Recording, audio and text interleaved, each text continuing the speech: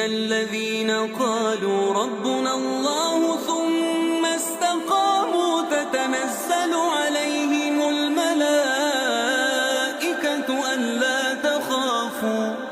ألا تخافوا ولا تحزنوا وأبشروا بالجنة